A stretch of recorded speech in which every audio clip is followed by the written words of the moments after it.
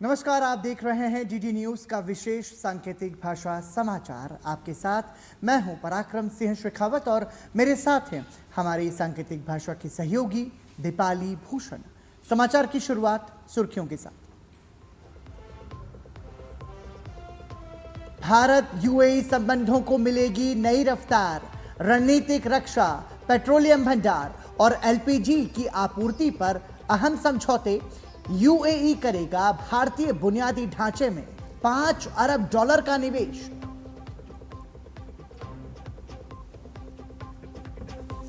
UAE दौरे पर प्रधानमंत्री नरेंद्र मोदी ने संयुक्त अरब अमीरात के राष्ट्रपति से की मुलाकात।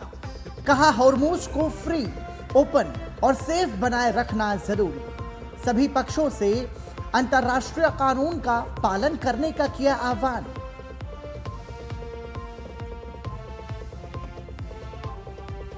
नीट यूजी 2026 के लिए अब 21 जून को होगी दोबारा परीक्षा। अगले साल से ऑनलाइन होगी नीट की परीक्षा। नहीं मिलेगी ओएमआर शीट। शिक्षा मंत्री धर्मेंद्र प्रधान की अफवाहों से बचने की अपील।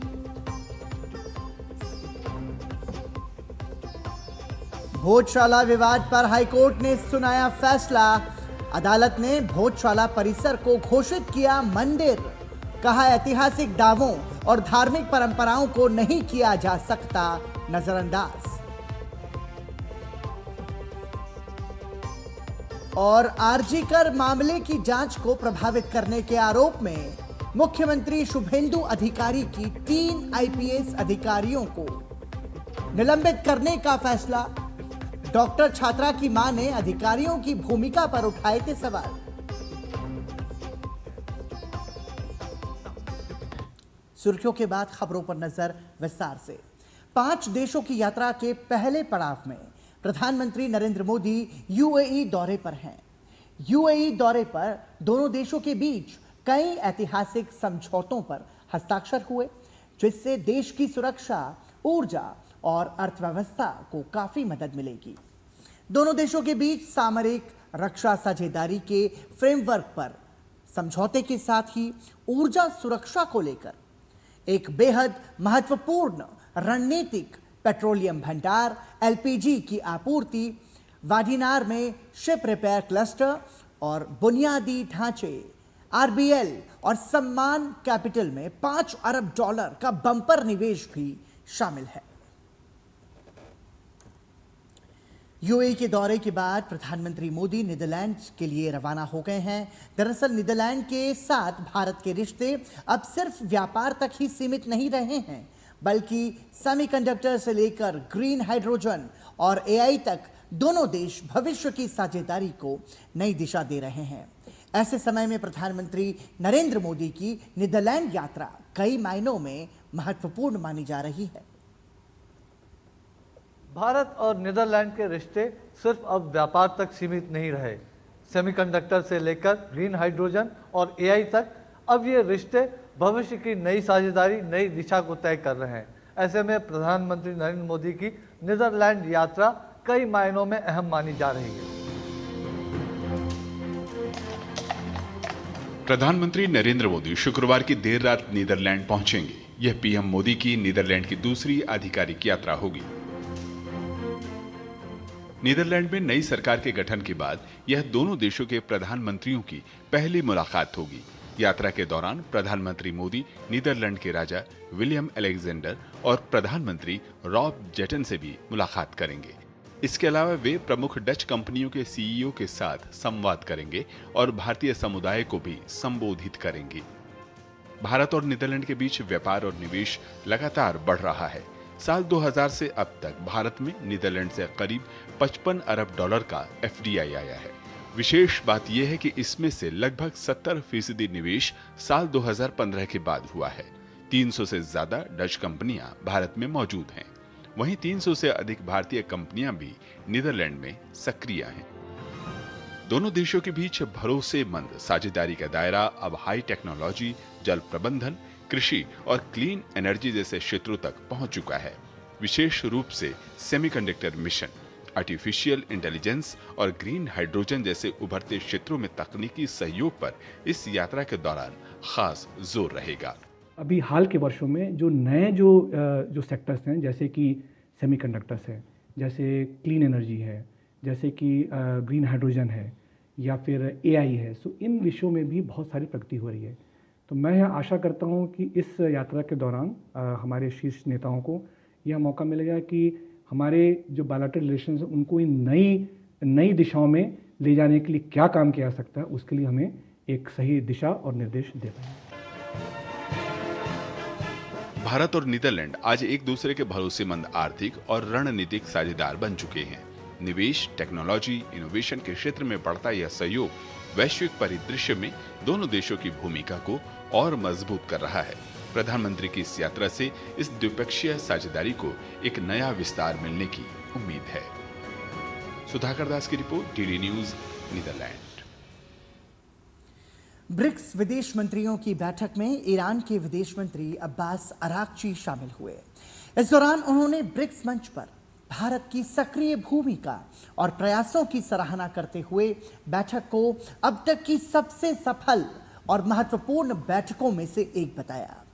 पश्चिम एशिया की स्थिति पर बोलते हुए अराक्ची ने कहा कि क्षेत्र में शांति और स्थिरता के लिए कूटनीति ही आगे बढ़ने का एकमात्र प्रभावी रास्ता है। This ministerial meeting of BRICS, and for the success of this meeting, I think it was one of the best, ministerial foreign ministers meeting of BRICS. We had several meetings, and we discussed about different important topics which are related to BRICS purposes and principles. For BRICS is to continue working on its principles and the road that we have started to go together.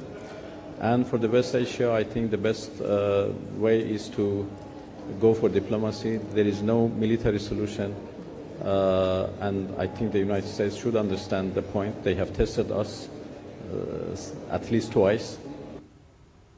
नई दिल्ली में आयोजित BRICS विदेश मंत्रियों की बैठक के दौरान भारत के विदेश मंत्री डॉक्टर एस जयशंकर ने क्यूबा के विदेश मंत्री ब्रूनो रोड्रिगेज पेरेला से मुलाकात की।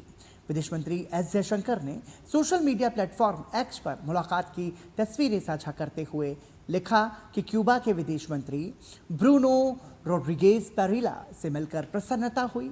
दोनों नेताओं के बीच स्वास्थ्य, विकास, साझेदारी और क्षमता निर्माण जैसे महत्वपूर्ण क्षेत्रों में सहयोग को और मजबूत करने पर सार्थक चर्चा हुई। साथ ही भारत और क्यूबा के विदेश मंत्रालयों के बीच नियमित परामर्श तंत्र स्थापित करने के उद्देश्य से एक समझौता ज्ञापन का भी आदान प्रदान किया गया। और अब बात चौथे भारत अफ्रीका फोरम शिखर सम्मेलन की। और आपको बता दें कि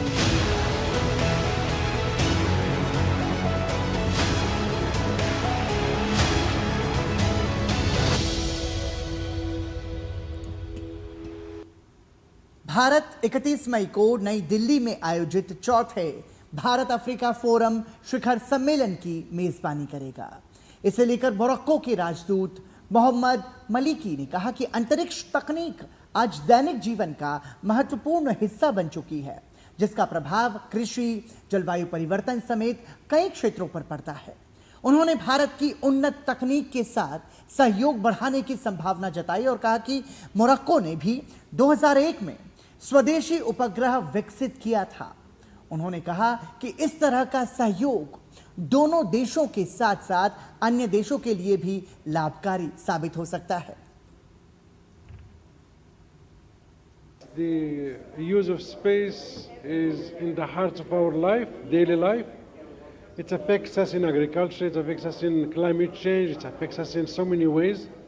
So I think with the advanced technology that India has been able to develop, it can extend its cooperation with the Indian countries. But many also other countries, including Morocco, have developed a very ambitious space technology. We lost our completely indigenous satellite in 2001, that is 25 years ago. And I think we haven't seen it as much visible as it is today. in the sense that we could collaborate for the benefits of our countries, but also for the benefits of other countries. वहीं Somalia के राजदूत doctor Abdullahi Mohammad ओदोवा ने कहा कि इस शिखर सम्मेलन में अंतरिक्ष, व्यापार, स्वास्थ्य, शिक्षा और सुरक्षा समेत कई क्षेत्रों में भविष्य की साझेदारी और सहयोग पर चर्चा की जाएगी। We came here to also participate an element of that, which is the space conclave. There are some other elements, including trade and business, health, education, security, and quite a large areas of possible area of discussions for future partnership. Nigeria के मंत्री counsellor doctor Abbas Abdullahi ने कहा कि Nigeria Bharat का प्रमुख सहयोगी है। उन्होंने बताया कि नाइजीरिया में 130 से अधिक भारतीय निवेशक सक्रिय हैं और भारतीय कंपनीज वहां सबसे बड़े रोजगार प्रदाताओं में शामिल हैं। Nigeria is one of the greatest partner of India, not only in airspace, in all aspects, because we have more than 130 Indian investors in Nigeria. And B, you should know that in Nigeria, Indians conglomerate investments is the second largest provider of labor in Nigeria than any other organization or any country investors in Nigeria. वहीं in space के chairman पवन कुमार गोयनका ने कहा कि हम इस शिखर सम्मेलन में अंतरिक्ष के साथ साथ व्यापार, स्वास्थ्य, शिक्षा, सुरक्षा और अन्य क्षेत्रों में भविष्य की साझेदारी और सहयोग पर चर्चा करेंगे। So today we had organized this session to kind of expose the African countries on what's happening in the space sector in India. In the space sector, in the last 4 or 5 years, there's been tremendous transformation where private sector is now coming in very strongly. In addition to ISRO, that has been the flag bearer for space sector in India. And we wanted the African countries to see how we can partner with them and create a strategic dialogue with them. इसी के साथ रुक रहे हैं एक छोटे से break के लिए। ब्रेक के बाद जब लौटेंगे तो आपको बताएंगे इंदौर हाई कोर्ट की जो बेंच है उसने धार भोजशाला के मामले में क्या फैसला सुनाया।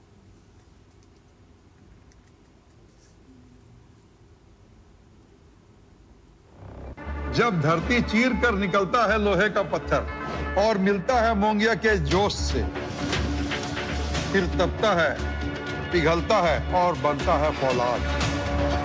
अब होता है सरिया सारी खूबियों के साथ। मोंगिया स्टील, मजबूत देश का मजबूत सरिया।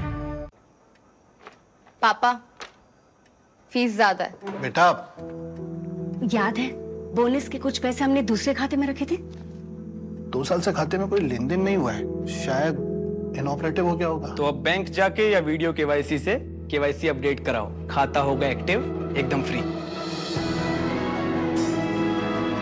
चलो। कहाँ? एडमिशन कराने। खाता हुआ एक्टिव। आरबीआई कहता है जानकार बनिए, सतर्क रहिए। ब्रेक के बाद एक बार फिर आपका स्वागत। इंदौर हाईकोर्ट की एक डिवीजन बेंच ने भोजशाला मामले में महत्वपूर्ण फैसला सुनाते हुए भोजशाला कमाल मौला परिसर को हिंदू मंदिर माना है। साथ ही अदालत ने परिसर में नमाज अदा करने पर भी रोक लगाने का निर्देश दिया है। इंदौर हाईकोर्ट की खंडपीठ ने भोजशाला प्रकरण में हिंदू पक्ष के दावों को महत्वपूर्ण आधार देते हुए ये फैसला सुनाया है। अदालत ने अपने फैसले में कहा कि विवादित स्थल से जुड़ी ऐतिहासिक परंपराओं और उपलब्ध साक्ष्यों को नजरअंदाज नहीं किया जा सकता। अदालत में लंबे समय तक चली सुनवाई, एएसआई की वैज्ञानिक सर्वे रिपोर्ट, ऐतिहासिक दस्तावेज, शिलालेख, स्थापत्य अवशेष और दोनों पक्षों के विस्तृत तर्कों के बाद यह फैसला आया है। हिंदू पक्ष द्वारा मां सरस्वती मंदिर होने के दावे, शिलालेखों और स्थापत्य साक्ष्यों का उल्लेख भी सुनवाई के दौरान प्रमुख रूप से हुआ। वहीं मुस्लिम पक्ष द्वारा परिसर को कमाल मौला मस्जिद बताए जाने और एएसआई सर्वे पर उठाए गए सवालों को भी कोर्ट ने सुना।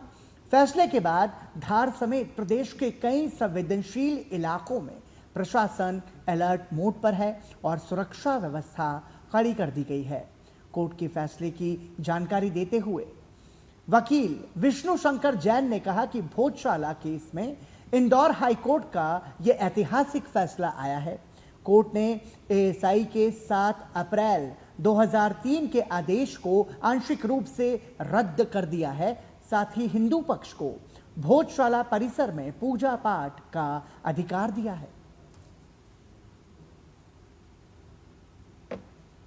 भोजशाला के केस में ऑनरेबल इंदौर हाईकोर्ट का बहुत ही ऐतिहासिक फैसला आया है, जिसमें ऑनरेबल इंदौर हाईकोर्ट ने जो एएसआई का 7 अप्रैल 2003 का ऑर्डर है उसको पार्शली क्वैश किया है और हिंदू समाज के लोगों को वहां पे पूजा पाठ का अधिकार दिया है।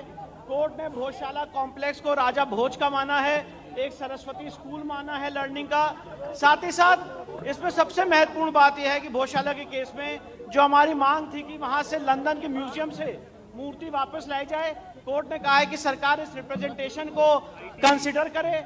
और साथ ही साथ कोर्ट ने यह भी कहा है कि जो मुस्लिम पक्ष हैं वो सरकार को रिप्रेजेंटेशन दे सकते हैं, जो रिस्पोंडेंट नंबर 8 है मौला कमालुद्दीन की तरफ से, और उनको अल्टरनेट लैंड देने के लिए सरकार उस पर विचार करे। पर सबसे महत्वपूर्ण बात यह है कि कोर्ट ने यहाँ पे हमें पूजा पाठ का अधिकार दिया है। मैनेजमेंट के लिए सरकार को कहा है कि वो उसके मैनेजमेंट के लिए चीजें देखे। और जो एएसआई का ऑर्डर था 7 अप्रैल 2003 का, जो यहाँ पे नमाज की अनुमति देता था, उसको कोर्ट ने सिरे से खारिज कर दिया है। पश्चिम बंगाल सरकार ने कोलकाता के आरजीकर मेडिकल कॉलेज में ट्रेनी महिला डॉक्टर से बलात्कार के मामले में मुख्यमंत्री ममता बनर्जी अब इसमें घिरती हुई नजर आ रही हैं। इस मामले में राज्य सरकार ममता बनर्जी की भूमिका की जांच की भी तैयारी कर रही है। इसी के साथ मुख्यमंत्री शुभेंदु अधिकारी ने इस मामले की प्रारंभिक जांच में कथित लापरवाही और कर्तव्य में चूक के आरोप में तत्कालीन police commissioner Vineet Goyal, DC central Indira Mukhopadhyay और डीसी नॉर्थ अभिषेक गुप्ता को निलंबित कर दिया है।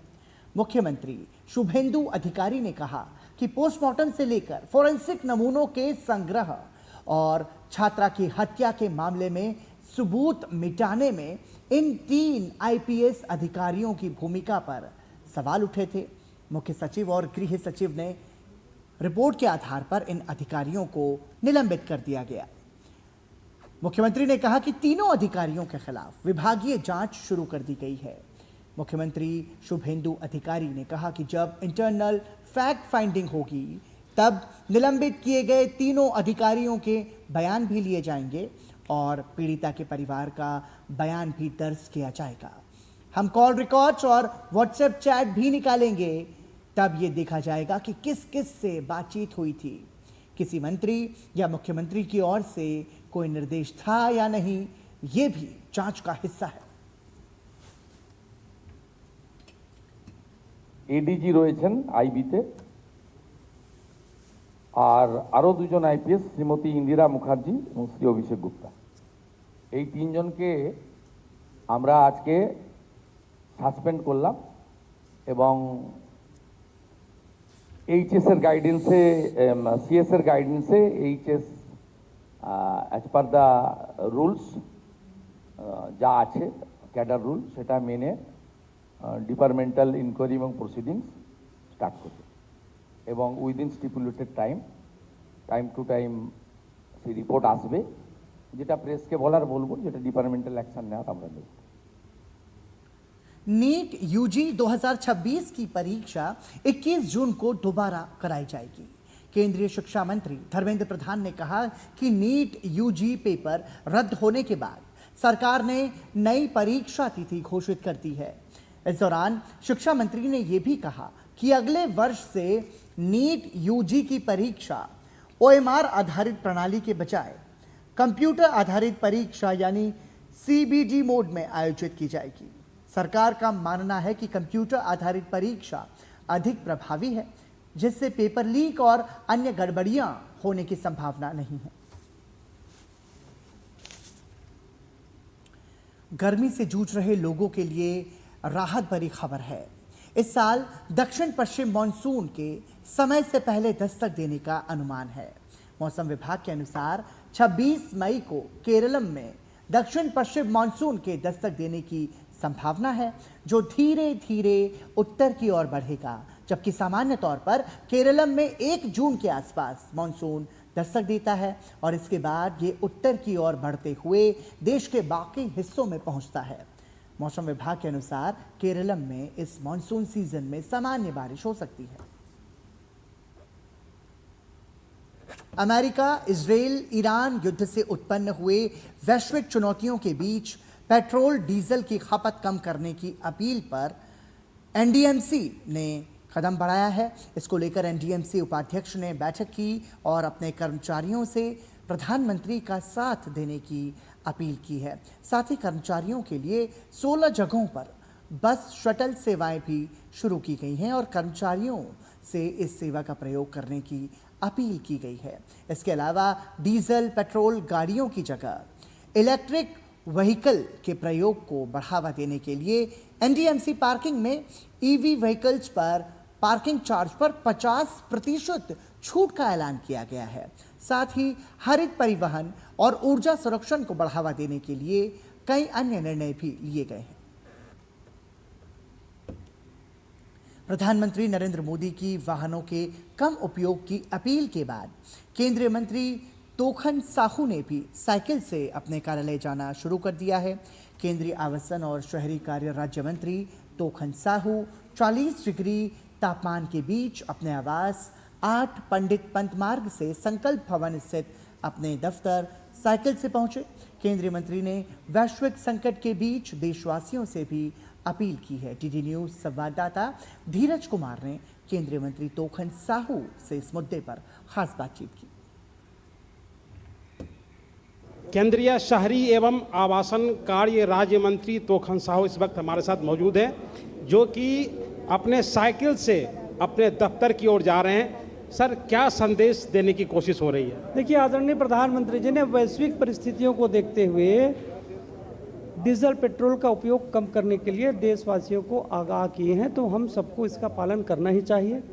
जिस प्रकार से विश्व में संकट उत्पन्न हुआ है डीजल पेट्रोल के कारण, तो इसी से डीजल पेट्रोल को बचाने से ही ये राष्ट्र के हित में होगा। हम विदेश यात्रा ना करें, सोना हमें खरीदना नहीं चाहिए, रासायनिक खाद का उपयोग हम ना करें, प्राकृतिक खेती को बढ़ावा दें और हम स्थानीय उत्पादों को खरीदेंगे तो देश में रोजगार उत्पन्न होगा, रोजगार पैदा होगा, इसी से देश आगे बढ़ेगा। एक आम अपील क्या है जनता के लिए कि जैसा कि पीएम ने कहा था कि मेट्रो से चलें, कारपूलिंग करें?